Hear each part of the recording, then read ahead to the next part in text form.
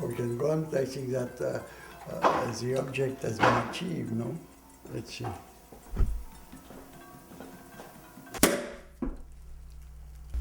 I was sent to Heidelberg by my father when I was 20 to bury the hatchet of war between France and Germany. He felt that the young should learn to meet each other and to learn the language of the other parts. So I went there, and instead of learning very good German, which I did a little bit, I met an American corporal who was in the American army doing his military service, and he was rich. He had a red MG, he had a guitar, and he was distributing champagne from the red MG while singing songs of Spanish Civil War with his guitar. And it was very amusing, and I felt that if a guy 20 years old making his military service could have a car, champagne, and do things with that, I was his friend.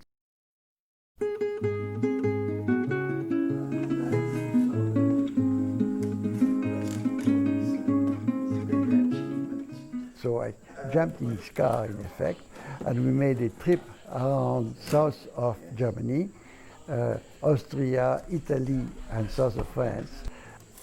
That happened in 1950. Freddie became the lodestar of my life for at least 5 years.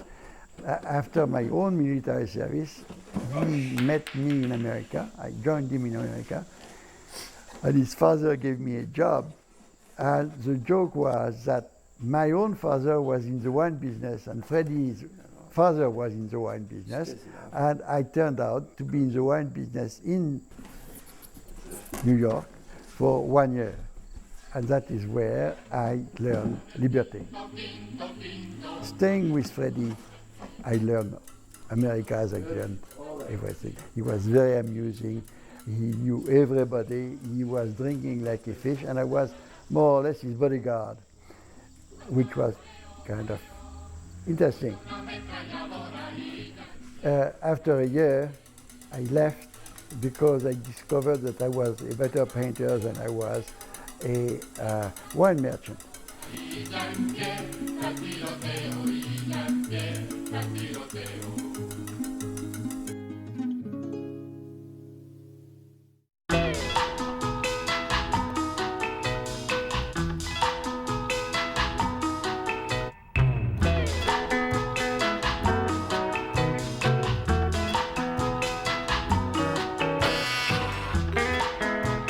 I went to Mexico to learn how to paint. I stayed in Mexico for a year, and at the end of the year, I went to Houston, Texas, to make a show. And in Houston, I met a guy who had just bought a hotel in Puerto Vallarta in Mexico, and who wanted 100 paintings, bigger than a suitcase to put in his hotel, because in a hotel paintings are always stolen, so it has to be bigger than it. So he made me rich. He gave me $10,000, and I felt that I had won the lottery. It swelled my head. I felt that I was very good, and it was not true. And then it gives you that feeling of fantasy, and say, well, yeah, if I can do it at 26 or 27, you can do it any time, which is not true at all. but it gives you that capacity of delusion, which is very necessary if you want to survive as an artist. Delusion is the key of survival.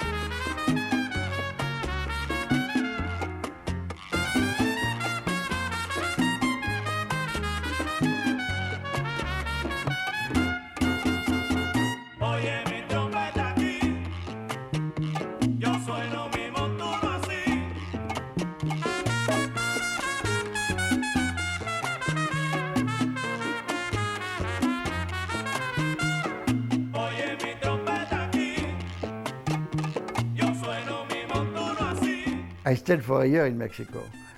And for that year, I worked like a dog at painting because, in fact, I did not know very much how to paint because I had never learned how to paint. And in Mexico, I really learned the trade because I put myself in a small village named Valle de Bravo, and in Valle de Bravo, I worked and worked and worked. And that is where I also believed that I was a kind of born to paint because I did it very easily. I found a market very easily, and I found also that people liked what I was doing. I was not doing something which was abstract, I was doing something which was what I see. In fact, I have always painted what I saw. You know, I was a recorder of things. I was not having a style or whatever it is. And I was painting to understand what I was seeing. And I discovered that I understood things only when I painted them. I see the guy with the donkey that I knew extremely well, who would pose for one afternoon or whatnot with the donkey. We were making a true portrait of him. That is a sketch which is never going to be finished because you have no time, you know. It was a social action to know my neighbors. This is not to sell, but to understand my neighbors and to understand. So you knew him and the donkey? The donkey was a friend of mine, very much. Paintings are always the reflection of where I was, and they are explaining what I saw. And the more I painted them, the better I was able to see, and because I was able to see, I was able to paint. So that it was a kind of symbiotic thing, and because it was so easy to me, and so easy to survive by it, painting was a way of life from day one. And like that, I made immense amount of portraits of immense amount of people, and I kept them because nobody really wanted them. I paint to paint. I am not painting any masterpieces, and I never made a masterpiece, and it's not the point of painting. The point of painting is totally different. I was not actually living to make a reputation for myself, but to understand the world that it was around me. Well, it worked.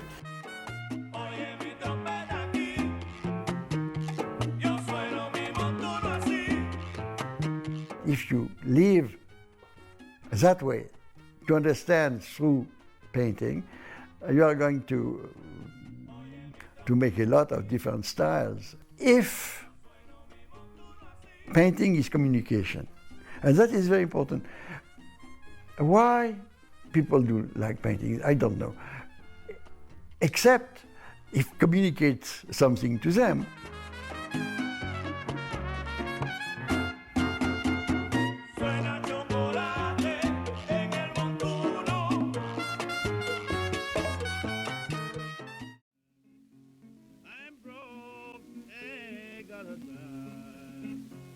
Everybody gets it hard up sometimes. On the way. But those are I've survived. When I was coming back from Mexico, very pleased with myself, I felt that I could sell anything, but especially French things. So I went back to Paris and just painted a storm about Paris, and thought that I would make my fortune with it, which did not work, obviously, but that doesn't matter at all. After a year in France trying to make it in making a show in Paris, a show in Brussels, a show in Amsterdam, I was broke. So I went back to the States, and eventually I took a job a year later as a butler.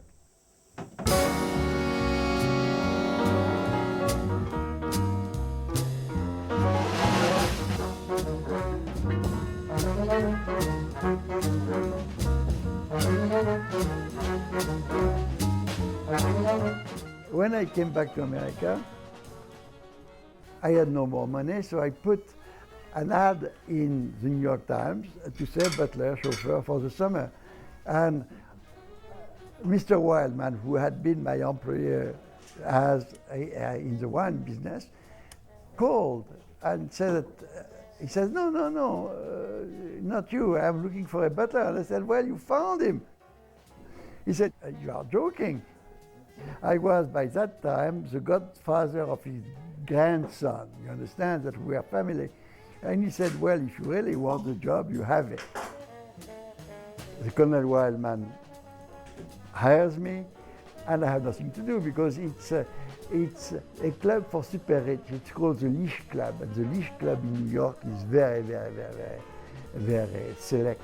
So select that only the super rich are there. And during the summer, which it was, nobody comes, and you have to make 15 lunch every day.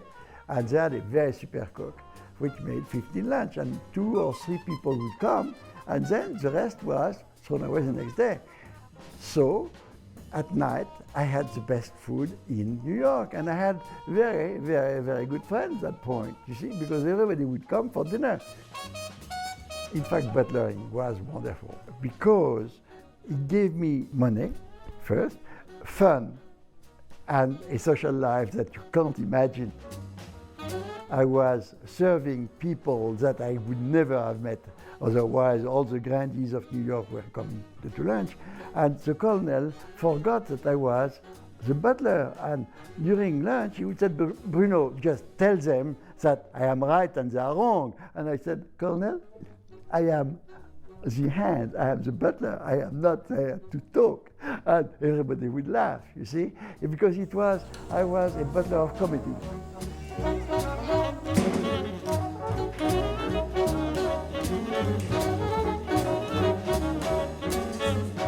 The butlering was the only moment in life where I did not paint. As a butler, I discovered that I had to get out of the butler job by making things that I could sell easily as a painter. And I discovered that in 3rd Avenue, there was people who sold frames and who needed cheap paintings to put in the frames. So I just discovered that to make spray paintings,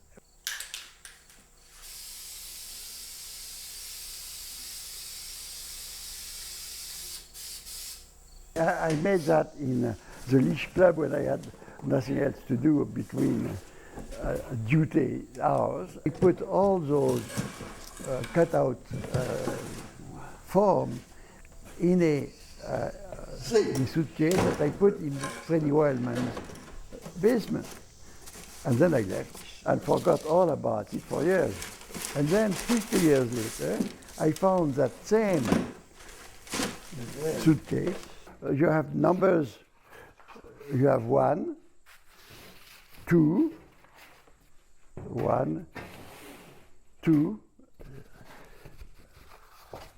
3, and 4, and those are needed to make that person.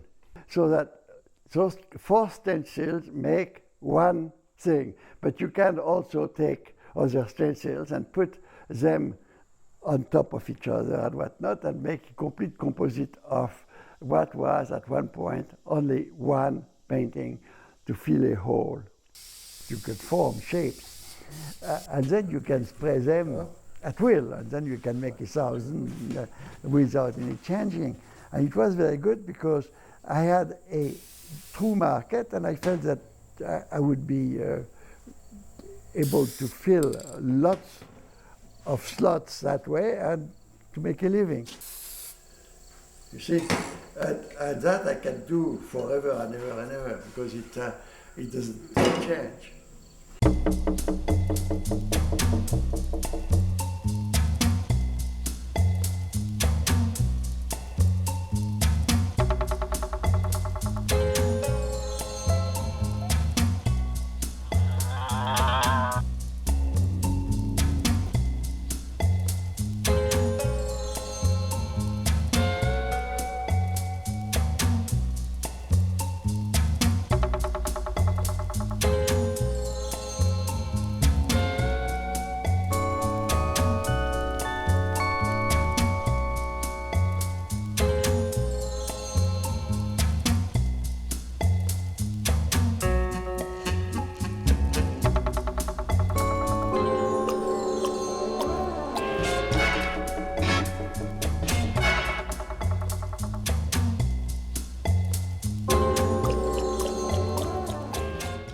Ed changed my life completely.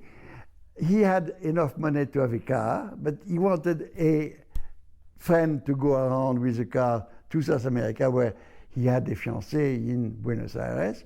I was free, I had plenty paintings, and he said, all right, we filled the minibus with paintings and we sell it in the embassies, which we did for 6 months, with a great success. We left with Ed with a car, and we went from Colombia to Buenos Aires. And along the way, we sold paintings to pay for the trip. We had fantastic exhibits in Bogota, in Peru, in Bolivia, in Ecuador, everywhere. And eventually, in Buenos Aires, we had a big show, and then we went even farther down to Bariloche, which is in northern Patagonia, and that was in 1960. I wrote the book, and let's see. The book is about South America, as explained to me during the trip by the people we met. So I was making sketches, I was making all sorts of things. And that book, you can saw some of the images, but it was the essence of how to travel, because not only you travel, but you painted, you wrote, you amuse yourself, you socialize with the embassies, you had a complete way of doing things which were totally ordinary for us, but totally out of the ordinary for anybody else. I thought it was wonderful, and nobody did, so nobody wanted it, so finally I forgot it, and very recently I had it printed in here in France or here, I forgot, just to have two